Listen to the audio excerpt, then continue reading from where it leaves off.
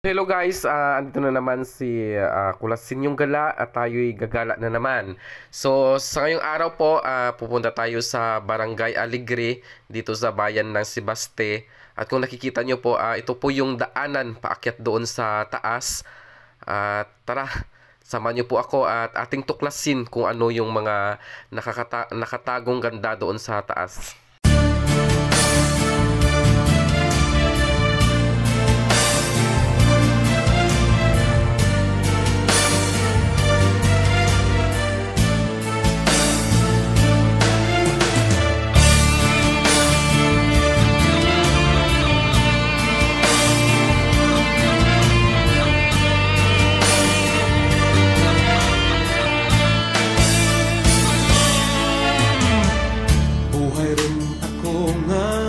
Sa marayot ka eskwela, malawid rin nga sa marayot nagaubra. Galagas kang oras sa kada higayon, sa masiag nga palibot magamo nga sitwasyon. Maulikid ako sa antike, mapalikid ako sa lugar na matauhay. Maulikid ako sa antike, ay nahitlaw rin gitakan magturog sa balay. Ay kahiritlaw ang isda nga labas, ang linapwahan ka, linaka nga lawas. Sus kahiritlaw, pandikag siriwelas, ang atis kag kamunsil, singkamas kag payabas. Mauligid ako sa antike, mapaligid ako sa lugar. So ito po, approaching po tayo dito sa isa sa housing projects na pinagawa ng ating gobyerno. Yung location po nito ay sa Barangay Pijavier sa bayan po ito ng Sebaste dito sa Antique. At kung nakikita niyo po, no, napakahirap po talaga ng daanan paakyat dito sa taas. Talagang hindi pa po siya fully develop itong lugar na ito. Madaraang mga butang nagapagtura kang kahitlaw, kung halos pa lang nasa akin paglagaw. Mapalong ng pagpalangga, nagapagbuhin kang kaminga. Maulikid ako sa antike, mapaligid ako sa lugar na matauhay. Maulikid ako sa antike, ay nahitlaw rin gitaken kay tutok. So po, no, sa area na ito, patuloy po ginagawa yung kalsada dito kasi napakahirap po talaga pag umuulan dito. Sigurado nakakadulas po ng kalsada. Pero pasalamat tayo sa gobyerno na ito ay nabigyan na pansin para maayos yung kalsada dito sa Barangay Pijavier. Ang pagsalag kang adlaw, ang pag-usag kang bulan. Maulikid ako sa antike, mapalikid ako sa lugar na matauhay. Maulikid ako sa antike, ay nahitlaw rin gitaken marigo sa baybay. Mauligid ako sa antike, mapaligid ako sa lugar na matauhan.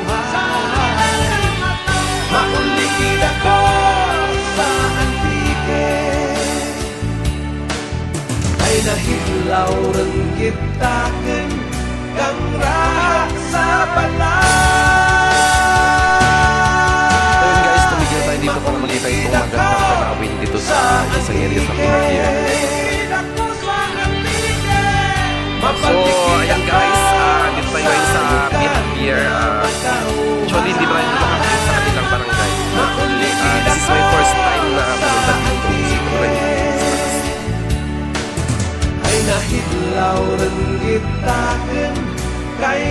So yun guys, ito po yung sa taas ng Pihavier. Ayan, kung makikita nyo, ayun yung natatanayan. Pero sa kanila yung Marariso. So itong part na to, ito yung pinaste. So ito, papunta doon sa yung ilog na yon, yung ilog ng ng Bakalan, at doon naman sa dulo, doon yung Aligri. So mamaya pupunta tayo doon sa Aligri. Pagdasalan natin na hindi siya umulan kasi medyo maambon na doon sa part na yon. Ayun. Pero yung daanan is babalik tayo ng highway. So ito yung daanan pababa doon. Ayun yung kanilang national housing na pinatayo ng ating gobyerno. Ayun, makikita nyo yun. So kukunin natin yung pagkakataon na to na ma-captured lahat ng magagandang view dito sa Pihavier kasi minsan lang tayo makakapunta dito. So yun nga guys, at sabi ko nga sa mga nakaraang video ko na nakakapunta ako sa mga lugar na hindi ko pa napupuntahan before dahil nga sa aking trabaho. So ayan, medyo nakakahingal lang. Ayun po yung service namin sa baba. Makaganda pala dito. So ayun, ito yung isa sa kasama ko. Yan si Gracia ni RC. Meron din siyang vlog. Ayan, paki-follow na rin po si Gracia ni RC. Gracia ni RC? Yes, Gracia ni RC. So ayun. Guys, ito na naman tayo sa bundok. Okay, palagi na sa bundok tayo. So ayan. Ito yung view. Ayun yung Aligri. Mamaya pupunta tayo doon sa Aligri. Sisikapin natin makarating doon. So ayan. Yung gusto ko pang puntahan is doon. Kaso lang walang kalsada doon eh. Daanan lang meron pupunta doon. So ayan. Kaganda ng place. So ayan nga guys, no, andito kami nag-stop over sa isa sa mataas na bahagi papunta dito sa barangay Pihavier. So ayan, may nakita nga ako ditong isang magandang bulaklak, kaya kinunan ko na rin ng video para maipakita dito sa inyo. Ay, kahit na sobrang mainit nga at talagang tumigil kami dito para maibahagi sa inyo yung mga lugar na aking napupuntahan. At least kung hindi man kayo makakapunta at inyong makikita kahit dito lang man sa video na ito. Alam mo, may beautiful at dahil nga may trabaho pa ako na kailangan gawin, so nag-decide na kami na bumaba at magpatuloy sa aming biyahe papunta doon sa barangay Pihavier kasi medyo malayo-layo pa yung aming lalakbayin papunta doon. At habang pababa nga yung kasama ko, medyo nahirapan siyang bumaba doon sa galing sa taas kasi madulas yung daanan. So ito nga po, nagpatuloy kami ng aming biyahe papunta doon. Sa bahaging ito wala na pong semento masyado at ang kalsada ay maputik, kaya doble ingat lang yung ginawa namin papunta doon sa taas para makarating kami doon sa barangay Pihavier. At kahit nga mahirap yung daanan, no, amin pa rin pinagpatuloy ang paakyat doon sa taas kasi andito na rin naman kami sa kalagitnaan at wala nang atrasan to, kaya patuloy kami doon papunta sa barangay proper. Pero alam niyo po, yung isa sa pinaka nakakainisan ko na mag-drive or pumunta sa mga upland area, yung kagaya niyang semento na yan. So medyo alanganin po kasi yung pag-semento nila paakyat tapos biglang pinutol yung semento.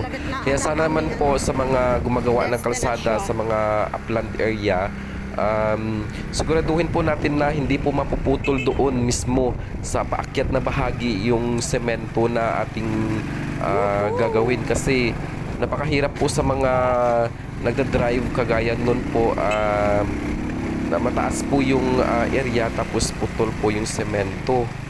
Okay lang naman na walang semento kapag plain po yung area. So kadalasan doon sa mga napupuntahan kong lugar na mga matataas, no, ganun po yung mga nangyayari. Palaging putol po yung semento sa mga matataas na bahagi, sa akyatin na bahagi po ng kalsada.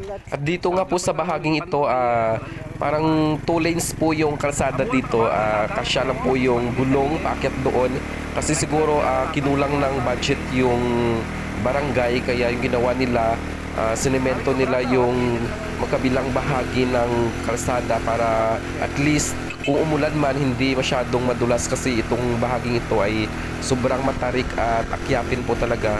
So kung umuulan, panigurado pag ganito yung moisture ng lupa, tiyak na madulas. Kaya okay naman yung ginawa nila, hinati nila sa dalawa yung kalsada.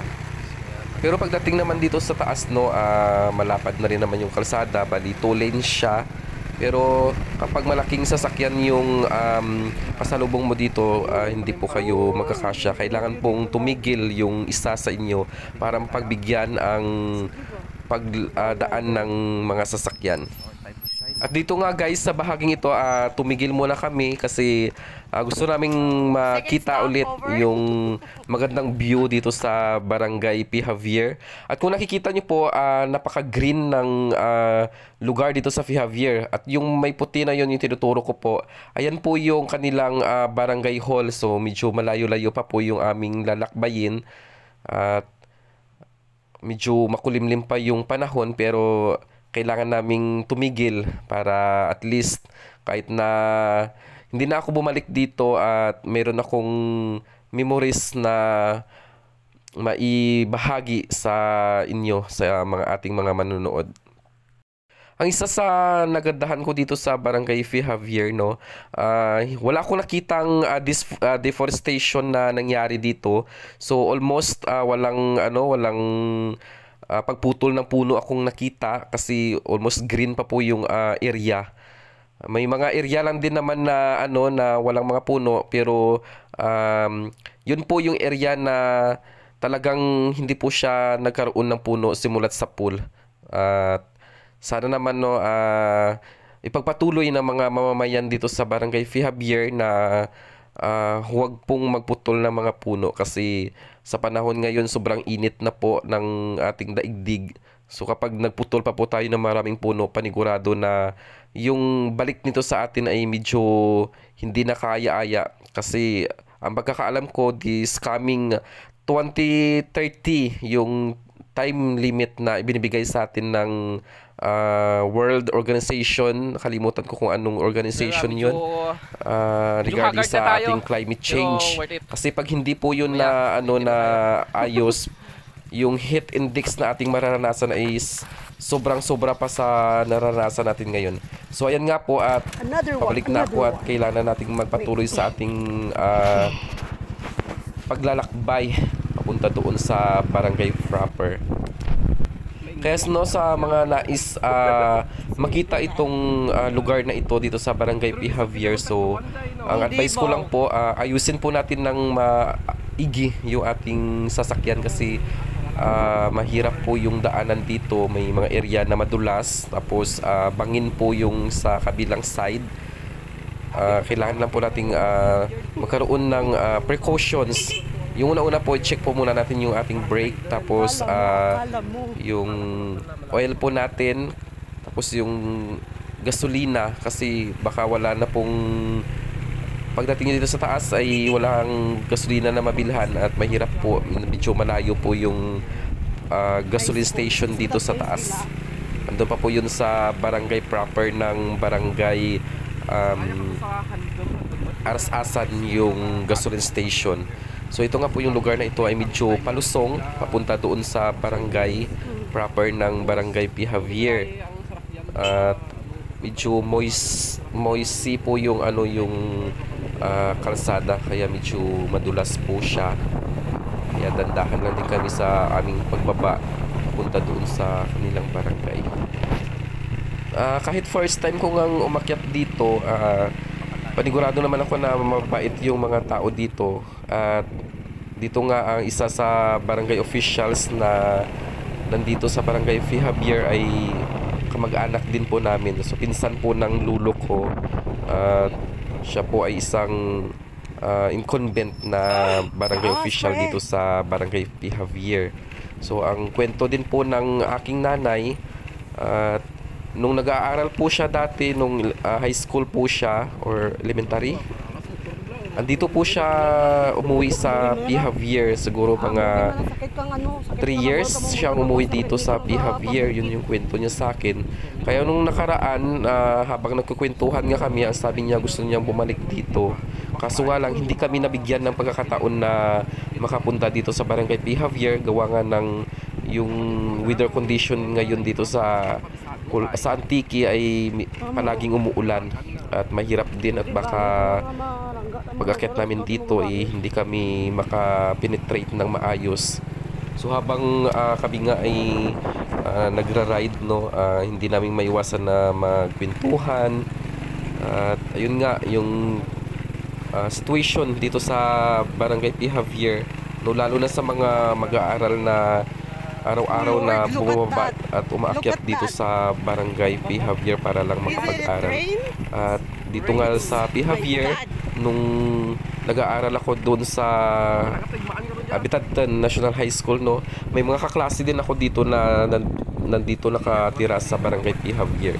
So yun nga lang, nung time na yon, so hindi tayo nabigyan ng pagkakataon na makaakyat dito sa barangay P. Javier. Gawa nga ng noong unang panahon, di naman sa unang panahon kasi 2006, 2007, 2005 either hanggang 2010, medyo napakahirap po ng ng transportation kasi kakaunti pa lang dati yung mga sasakyan dito sa Antique. Hindi kagaya ngayon, no, na napakaraming sasakyan. Mura na lang ngayon yung yung service. Pwede ka nang kumuha ng service. At ayun nga, no, dito pa rin sa bahaging papunta doon sa barangay proper, marami pa rin mga lubak-lubak na bahagi ng kalsada at saka maputik. Pero time will come, maayos din lahat ng kalsada dito at hindi na mahihirapan yung mga tao dito na umakyat baba, lalo na yung mga produkto nila na kanilang dadalhin doon sa bayan para maibenta.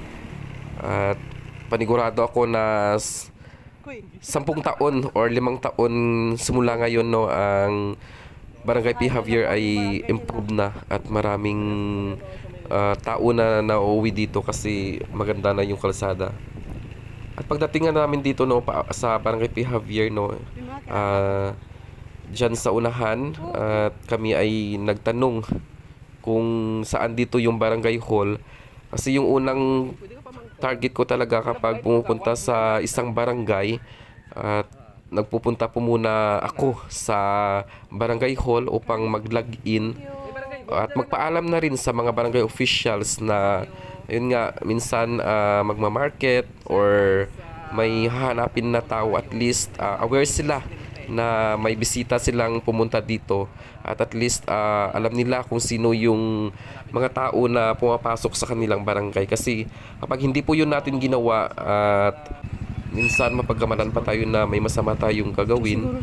Kaya payo ko lang po, no, sa mga tao na pumupunta-punta sa ibang barangay o ibang bayan, no, dumaan po tayo sa barangay hall upang magpaalam sa kanilang mga barangay officials.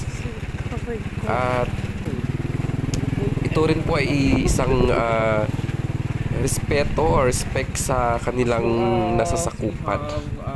At ayan nga, at kami bumaba dito sa kanilang barangay halls dito sa covered court.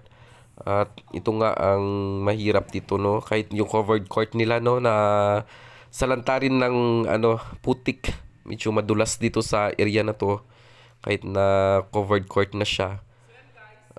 Kailangan na siguro dito kaunting renovation doon sa gilid ng kanilang covered court para yung putik ay hindi pumasok sa kanilang barangay plaza. So ayun na nga, at tayo'y papasok na dito sa barangay hall upang mag-log in. So before tayo pumasok, no, nagpaalam muna tayo dito sa mga officials na at empleyado na na-assign ngayong araw dito sa kanilang barangay hall. Ayun nga, at maputik yung daanan na dinaan natin, yung sapatos natin ay nagkaroon din ng mga putik. Pero nagpaalam tayo dito sa kanilang barangay employee na kung pwede tayong makapasok, at ayun nga, welcome na welcome daw tayong pumasok kahit na maputik yung ating sapatos. So after nga nito, no, nang nag-login ako, at akin na rin tinanong itong si ma'am kung kilala niya ba yung tao na ito na aking hinahanap. Kasi ang pagkakaalam ko, pag nasa barangay ka nagtatrabaho, panigurado kilalang kilala mo yung mga tao na umuwi dito. Lalo na at yung barangay P. Javier ay hindi naman masyadong marami yung mga bahay na nakatirik dito, no? Paniguradong kilala niya. At ayun nga, after kong magtanong kay ma'am, tinuro niya sa akin kung sino yung isa sa aking hinahanap, at nandoon nga sa loob ng barangay hall si ma'am. So bali itong si ma'am, yung asawa niya may kinuhang unit sa aming opisina. So ayun, at akin na nga siyang inumpisahang kausapin yung regarding doon sa kanyang lapse payment or overdue. At inexplain ko na rin sa kanya yung mga bagay-bagay na dapat niyang malaman. At yun nga, at nagbigay rin siya ng kanyang tugon sa aking mga katanungan. So dito nga po sa P. Javier, no, hindi nga po ito napupuntahan ng aming area collector kasi gawa nga po na yung daanan hindi siya maganda. Kaya siguro once in a blue moon lang pupunta dito yung aming naka-assign na kasama, kasi napakahirap po talaga ng daanan, lalo na siguro nung mga panahon na hindi pa na semento yung ibang bahagi ng kalsada. Kaya ayun, yung mga kumuha sa amin dito na yung mga unit, na may mga unit sa amin, may mga hindi po nakapagbayad. Yung iba 2019 pa yung last payment before pandemic. Tapos yung iba naman ay may mga bagong account na mga 5 months, 6 months overdue na yung hindi nila nababayaran.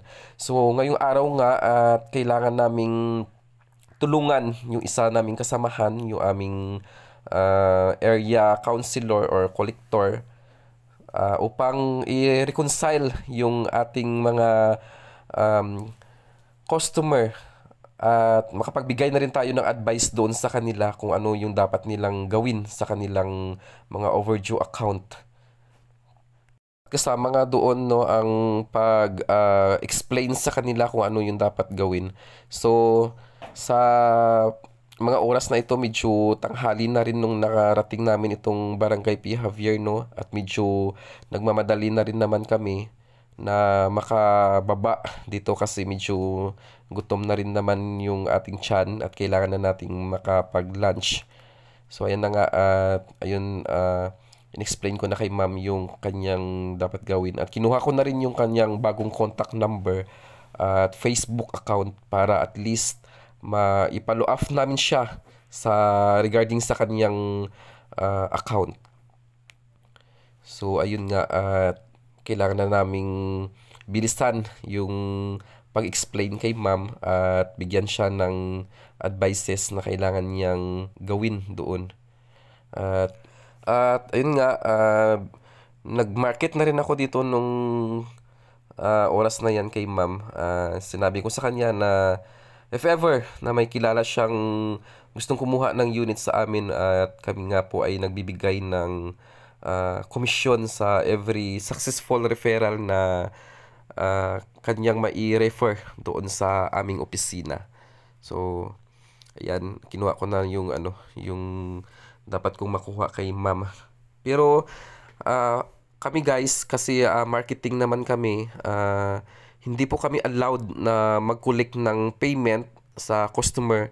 So yung gagawin lang po namin, like for example, si customer ay magbabayad ng kanyang payment or overdue payment, kukontakin po namin itong si area collector para siya po yung pumunta at mag-collect kay ma'am ng kanyang payment, kasi wala po kaming dala na official receipt, at hindi naman po kasi yun yung trabaho namin, ang mag-collect ng payment. So sa mga delinquent accounts, yun po yung ginagawa namin, nagpapalo off at least para mabigyan din ng pagkakataon itong si customer na maayos niya yung kanyang account. Kasi sayang naman po kasi kapag malaki na yung naibayad mo tapos susurrender mo lang yung unit, nakakapanghinayang. Kaya yung ginagawa namin ay nagbibigay kami ng advices doon sa aming mga customer. At ayan nga po, no, medyo natagalan ako dito sa loob ng barangay hall kasi talagang inexplain ko talaga kay ma'am yung mga dapat niyang gawin. Kasi medyo malaki po yung overdue ni ma'am. Almost nasa 60,000 pa po yung overdue niya na kailangan niyang bayaran na amount doon sa aming company. Kaya ngayon, medyo mahaba-haba yung explanation ko na ibinigay ko sa kanya. At binigyan ko na rin siya ng chances na makapag-explain na rin kung bakit hindi nga po nakapagbayad. So yung isa sa mga rason niya is, yun nga po, dumaan yung pandemic. Almost lahat naman tayo nagsuffer noong time na yun. At ngayon nga, yung sabi ni ma'am, yung kanyang mister ay nawalan din ng trabaho during the pandemic. Kaya hindi po nakapag-continue ng bayad itong ating customer na si ma'am. Pero ayun nga, at ito na nga ang kailangan natin gawin para mabalik sa dati yung kanyang account, na makapagbayad ulit siya, kasi delinquent account na po yung kanyang account. Alam niyo po ba na nakakatakot pong pumunta sa mga bahay ng customer, lalo na sa mga matataas na bahagi, kasi minsan hindi natin alam kung ano po yung kanyang pag-iisip. Kailangan lang po natin gawin is mag-explain ng mahinahon sa ating customer, kasi hindi naman natin sila makukuha ng santong paspasan. Kaya po advice ko lang din po, no, sa mga nangungulikta, no, maghinahon lang po tayo mag-explain. So ito na nga, at pumunta ako sa pangalawang customer namin na hindi na rin nakapagbayad. Ito nga po si sir, at gumagawa po siya ng tawag dyan, isa sa trap na para doon sa ulang. Yung pagkakaalam ko, ayan. So ayun nga, tinanong ko na nga siya kung kamusta na, kung ano na po yung balak niya doon sa kanyang account.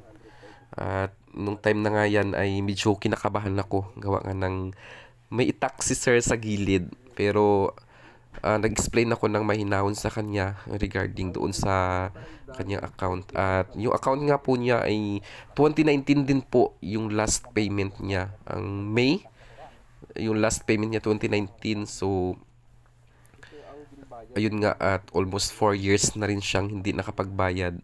At ayun nga, medyo mataas pa yung boses niya dyan. Medyo nagagalit siya kung bakit daw medyo tumaas yung kanyang halaga ng kanyang unit. Pero ang pagkakaalam ko naman is, kung ano yung outstanding balance mo, ay yun pa rin yung outstanding balance na naka-record. So hindi po yun tataas. Yung magdadagdag lang po doon is yung penalty sa mga lapses mo. Like for example, 4 years ang kanyang lapse. So every month po yun, may 200 na penalty na pinapataw. Kaya minsan tumataas po yung ating interest doon sa ating loan. So yun na nga, at nagpakilala rin ako kay sir. Sabi ko, may tsahin ako dito na officials din sa barangay P. Javier, kasi medyo natakot nga ako sa kanya at baka may gawin siyang hindi maganda. At ayun nga, mabuti na lang at kamag-anak ko rin pala siya, si sir. Yung kanyang kamag-anak ay taga Barangay Aguila din. Yung kanyang tsuhin. At yung lolo ko nga ay tsuhin niya pala. So, ayun nga. At medyo nawala yung kaba ko nung time na yan. Yung kasama ko nga, sabi ko, video mo ako at least, di ba? May proof tayo kung ano po naman yung mangyayari. Kaya, yung mahirap lang talaga dito sa pag-akyat sa mga upper land is minsan di natin maiwasan, may makasalubong tayong mga tao na against sa ating government, no, at tayo'y biglang harangin sa daanan. Kaya napakahirap din po ng trabaho, lalo na yung mga AC or accounts counselor, no, kasi may mga pera silang dala. Minsan yun nga yung nangyayari, no, nagkakaroon ng hold up or kung ano-ano pa sa daanan. Kaya sa ating mga account counselor, no, todo ingat lang po.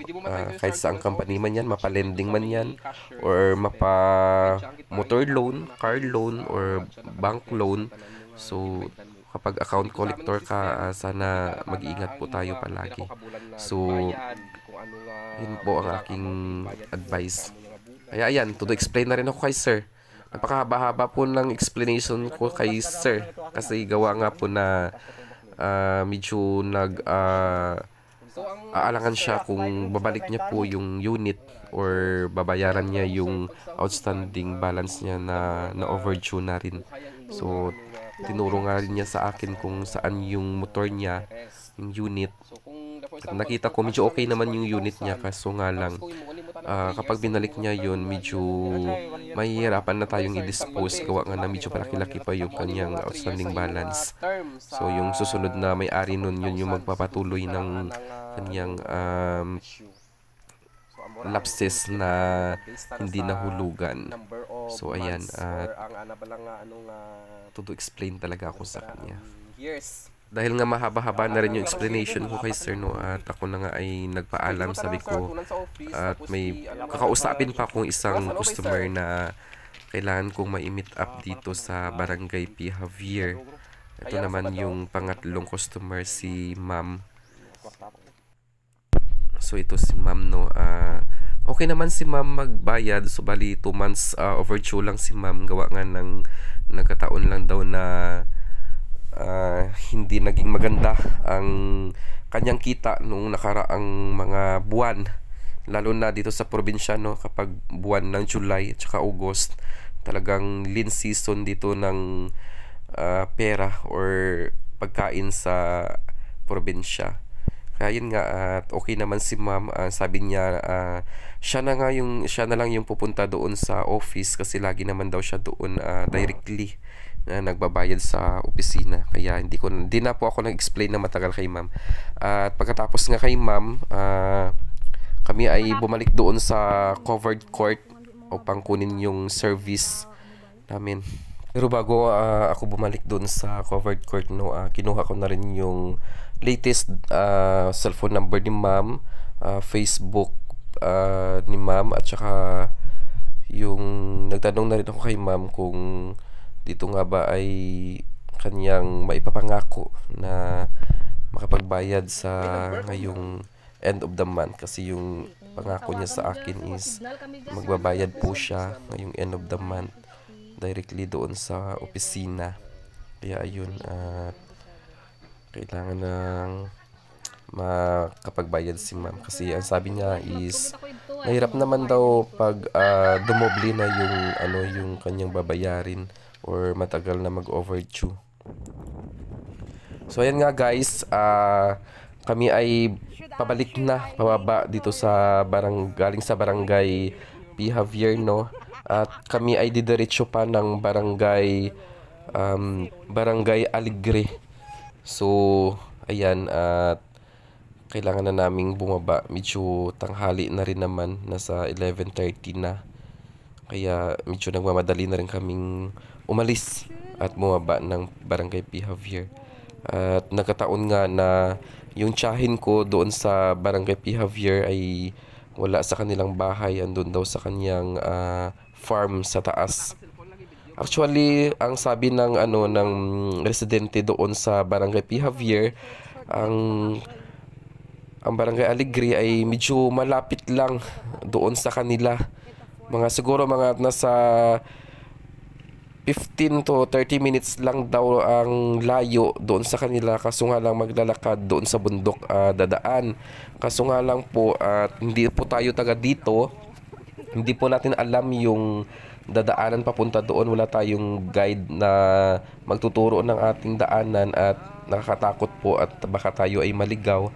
Kaya yung ginawa po namin is bumalik kami at sa highway kami dadaan upang paakyat ulit doon sa kabilang kalsada sa Barangay Alegre.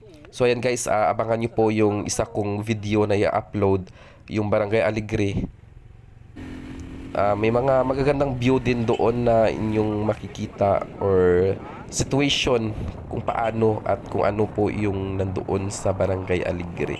So nakailang beses na akong pumunta ng Barangay Alegre. Yung last na punta ko doon is yung daanan is hindi maganda. May mga area na malalim yung putik na kalsada. So panigurado ako at sa panahon na to or ngayong araw at dahil nga umulan nung mga nakaraang araw malalim na yung putik doon sa Barangay Alegre. So I hope or I pray na sana hindi muna umulan at nang tayo makapunta doon sa kabilang barangay.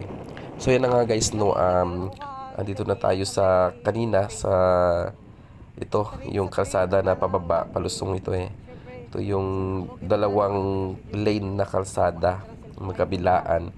So ito nga nag-uusap nga kami ng kasama ko na kapag siguro lasing ka at bumaba ka dito, panigurado simplang ka talaga. At ayun nga ang sabi niya, kung dito ka malasing sa taas, huwag ka nang bumaba, matulog ka na lang doon sa taas at baka ikay madisgrasya pa. Yung mga nakaraang taon at habang nga ginagawa yung housing doon sa baba, may isang truck na nahulog doon sa bangin. Ang pagkakaalam ko, isang truck yun na malaki, nag-deliver ng buhangin doon sa housing project at yun nga ay nahulog. So ayun nga at kami nga ay doble ingat na rin at baka kami ay maslide. So isa rin sa mga mahirap na bahagi ng travel or pababa ng bundok is yung mga palusong. Kasi pag nawalan ka ng brake dito or preno, panigurado ako na doon ka sa baba kukunin. Kasi nangyari sa akin doon sa barangay, nakalimutan ko anong barangay doon sa Tibyao. So ang area naman kasi noon medyo mataas yung yung bahagi. Tapos may gumagawa na may construction ng kalsada doon sa taas. Yung mga buhangin na itinambak nila doon sa taas is pumunta doon sa semento. Tapos yung unahang brake ng aking motor noon is hindi gumagana.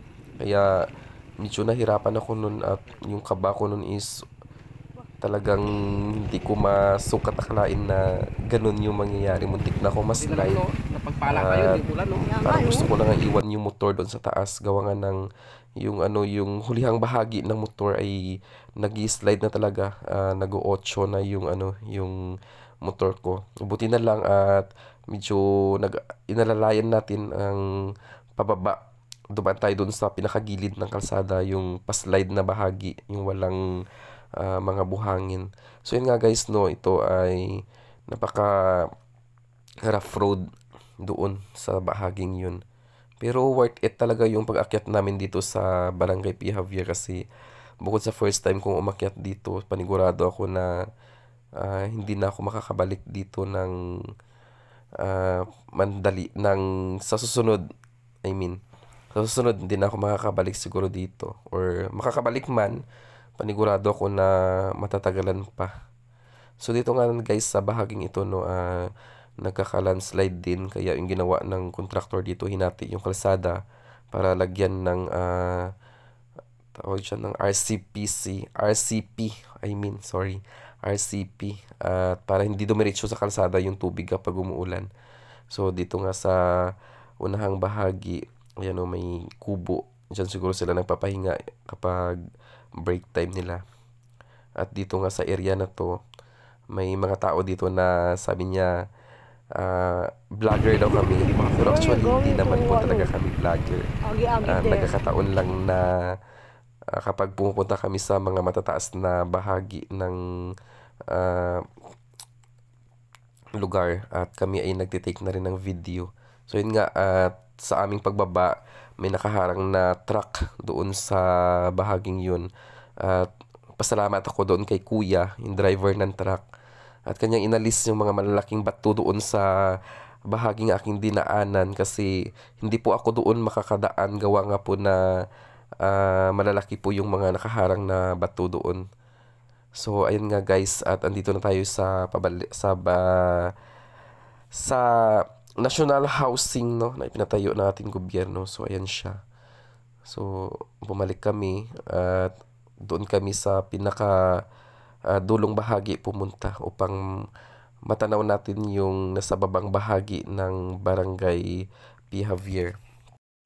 At ayun nga, dito na rin ako nagpark sa location na ito.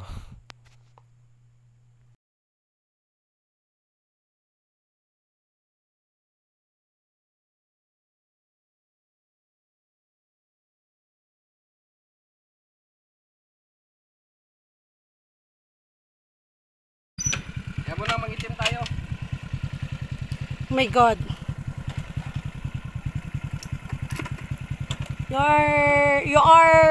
You are going to Take my own video. no Ano? full. Ay, fall? Nag-warning na siya. Kaya mo siya. 8 GB.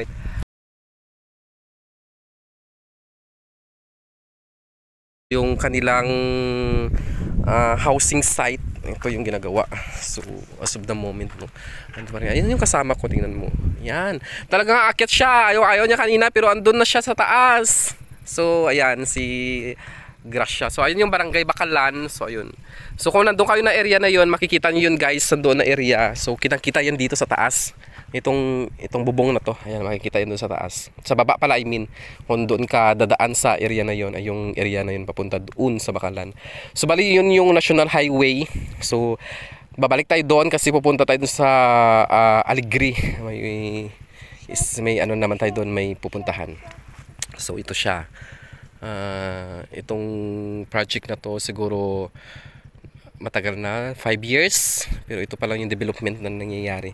So I don't know the reason behind, pero sana naman po, no, matapos na para mapakinabangan na ng mga taga dito sa Sebasti itong lugar na ito na pagtatayuan ng ng bahay. So nakalimutan ko lang kung ang ilang unit yung project nila dito. So ayun. So as of now, no, 5 years. Ganito pa lang yung nila, yung development na nangyayari. So siguro may problema. Ang pagkakalam ko sa problem nila dito is yung location. Hindi maayos. Sa taas siya ng bundok. Hindi siya disaster resilient. Kasi pag may bagyo sigurado kabilaan kuha siya. So prone din siya sa landslide area, you know. So let's go. Let's move to Barangay Aligri, no?